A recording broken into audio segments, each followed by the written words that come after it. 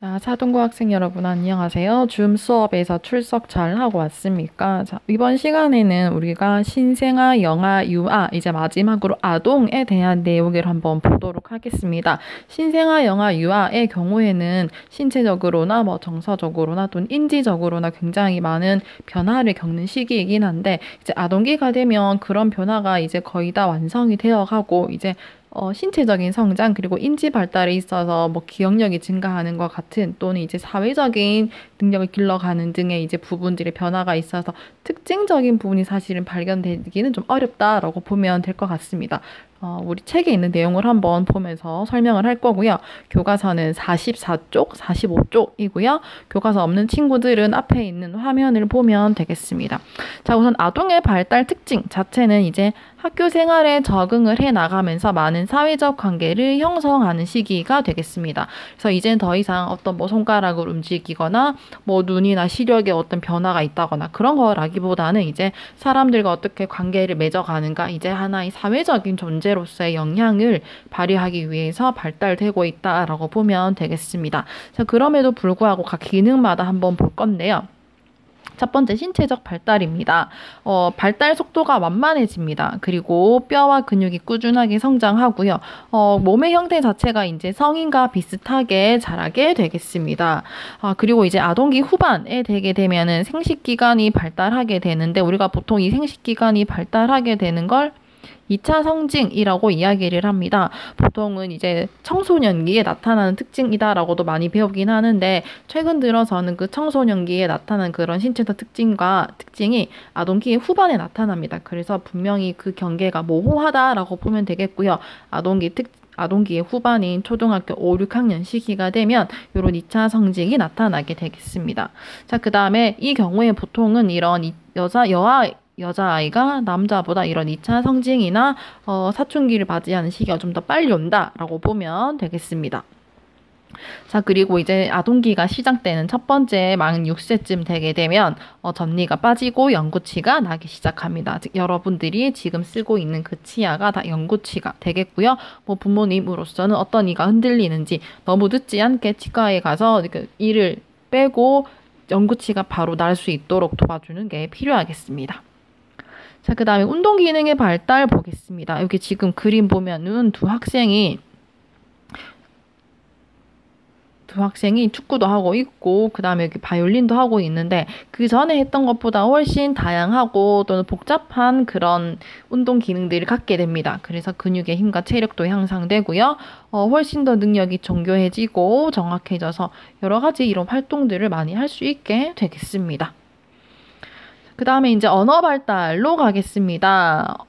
자, 언어 발달이 이제 사회적 언어가 발달합니다. 사회적 언어라고 한다는 거는 사람들과 관계를 통해서 얻어지는 또는 사람들과의 관계를 잘 하기 위한 발달이라고 보면 되겠고요. 높임말, 이 존댓말이 되겠죠? 또는 이제 인사를 한다거나 또는 내가 똑같은 말을 하더라도 어떻게 해야지 조금 더 이 사람이 기분 나쁘게 듣지 않을까와 같은 그런 언어적인 그런 기술들이 발달을 하게 되겠습니다. 그리고 어휘력과 문법 기능도 향상되고요. 의사소통 기술이 좋아집니다.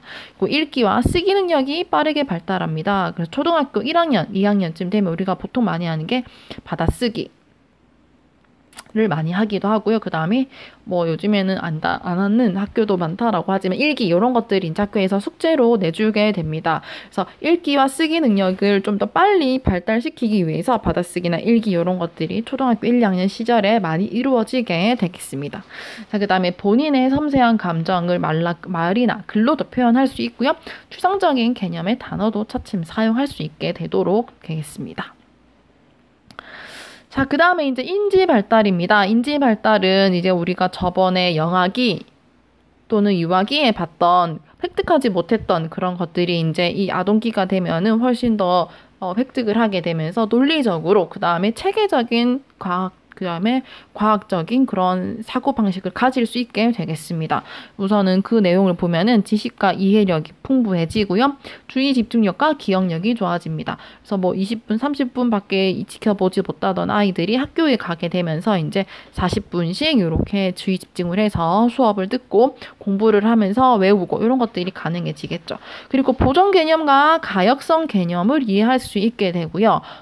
서열화하는 분류를 할 수 있는 능력도 생기게 되겠습니다. 뭐 보정 개념이 어떤 거냐면 우리가 저번 시간에 유아기의 아이가 물을 다른 컵에 부으면 같은 양의 물을 서로 이해하지 못하는 것들을 봤는데 이 아동기가 되게 되면은 이제 같은 양의 물도 용기가 달라져도 같이 양이 같다라는 걸 이해하게 되는 보존 개념을 획득하게 되고요. 그다음에 가역성 개념이라는 건 가역성, 거꾸로라는 말이죠. 그러니까 1에서 10까지 되었던 것이 진행되었던 1의 순서를 10에서 1로 다시 거꾸로도 이야기할 수 있는 능력들이 가져가게 되겠습니다.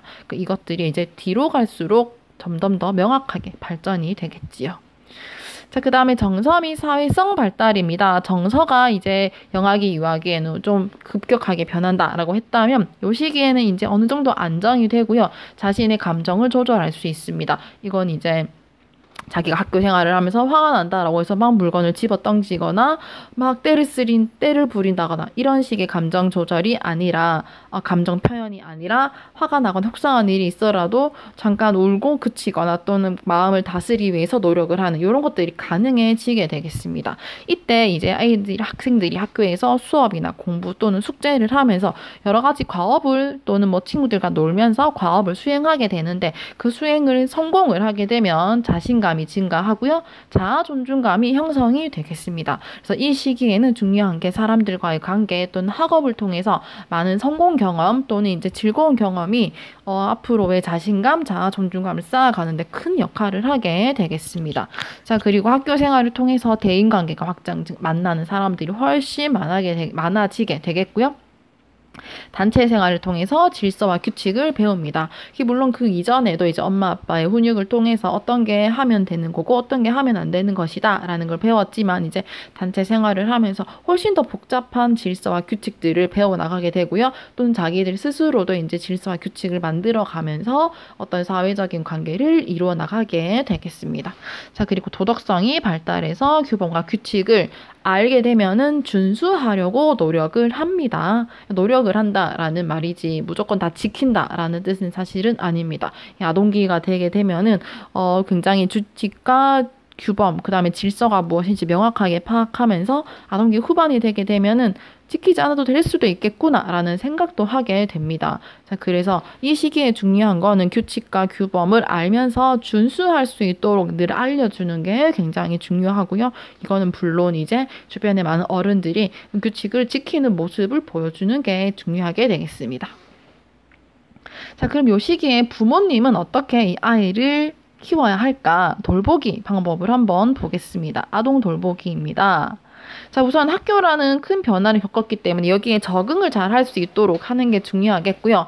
그 다음에 이제 근면성, 즉 성실함을 기를 수 있도록 지도해야 되는 시기가 되겠습니다. 이 근면성이 이때부터 길러지게 되는 게 평생을 좌우하게 되는 것이죠. 그래서 이때 굉장히 중요한 생활 습관이 만들어질 수 있도록 엄마 아빠가 도와주는 게 또는 양육자가 도와주는 게 굉장히 중요하겠습니다. 자, 그럼 기본적인 생활 습관 지도 한번 보겠습니다. 사실은 이게 유아기에 했던 생활습관 지도의 내용과 크게 다르지는 않습니다.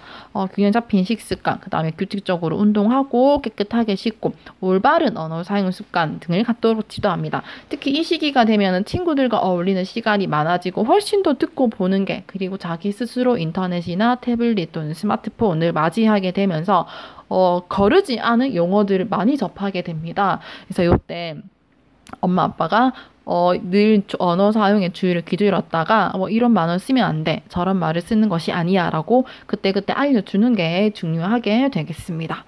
자, 그리고 아이가 이제 스스로 자기의 일상생활을 꾸려 나갈 수 있도록 하나의 생활 규칙, 계획표 같은 거라고 보면 되겠죠? 규칙을 정하고 스스로 책임을 지고 할 수 있도록 해서 인내심과 자립심을 기르도록 도와주는 게 중요합니다. 이제는 아이에게 모든 것을 알려주고 대신해주고 또는 지켜주고 하는 거라기보다 아이가 스스로 방법을 찾아갈 수 있게 도와주는 역할로 부모 역할이 바뀌어 나가는 시기이기 때문에 아이가 스스로 방향을 잡을 수 있게 그 방향을 함께 만들어 가도록 생활 습관을 지도해 줘야 되고요. 특히 이 시기에 가장 문제가 되는 건 TV.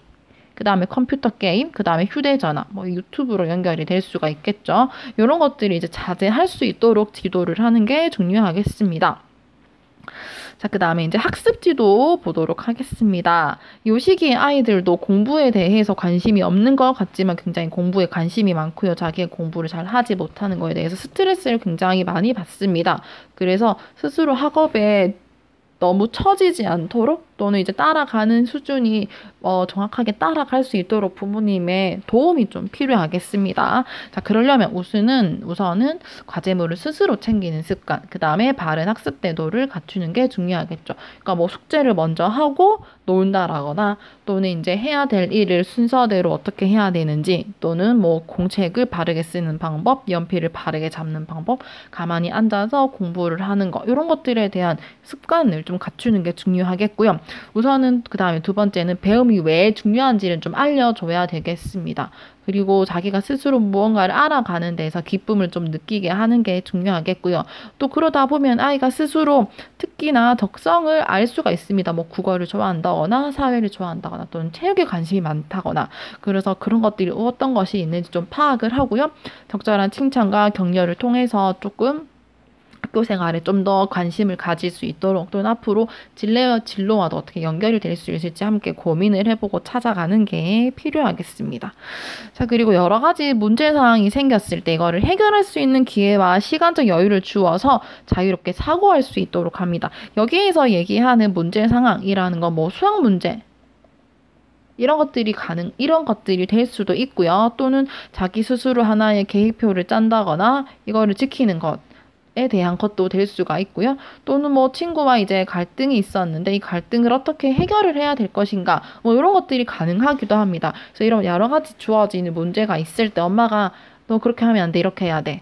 또는 아빠가 지금 그거 말고 이거를 해 라고 이렇게 지시하기보다는 어떻게 하면 좋을지 질문을 하고 아이 스스로 방법을 찾아가는 시간을 좀 기다려주는 게 중요합니다. 아직은 사고할 수 있는 능력은 있지만 어린아이이기 때문에 빠르게 그 해결 방법을 찾아내기는 힘들거든요. 그래서 빠르진 않지만 천천히 해결 방법을 찾아갈 수 있게 조금 도와주는 게 중요하겠습니다. 그리고 앞서 얘기했던 것처럼 여러 가지 이제 경험을 통해서 자아 존중감, 자신감을 찾아가는데 너무 어려운 과제를 맞닥뜨리게 되면 좌절을 맛보게 됩니다. 물론 좌절도 인생에서 큰 경험이 될 수 있지만 이 시기에는 조금 적절한 수준, 그러니까 아이가 어느 정도 약간의 어려움으로 겪고 난 후에 성취감을 느낄 수 있는 정도의 과제를 제시하여서 좀 많은 성공과 쉬운 도전을 할 수 있도록 도와주어서 자신감을 느끼고 근면성을 기를 수 있도록 합니다. 즉 공부에 흥미를 잃지 않도록 도와주는 게 중요하겠죠. 자, 그러면 이 시기에도 중요한 사회성 및 도덕성 발달입니다.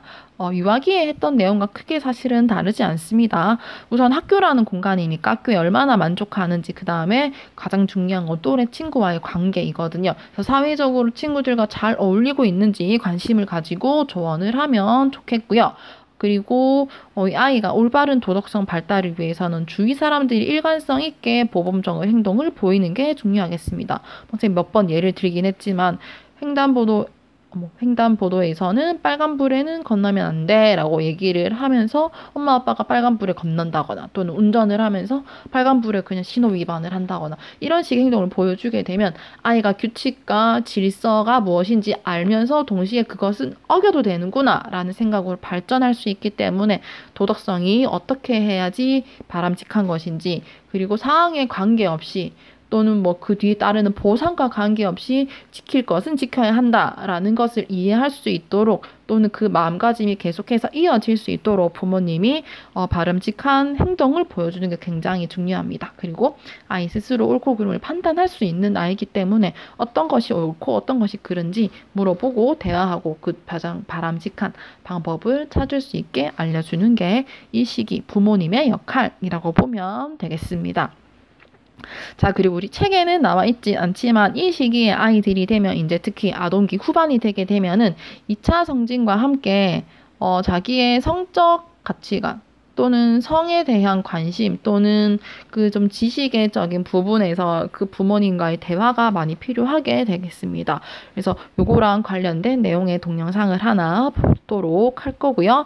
이어서 그 뒤에 이어지는 생각해보기 문제를 리로스쿨에 작성해주면 되겠습니다. 자, 수고했습니다.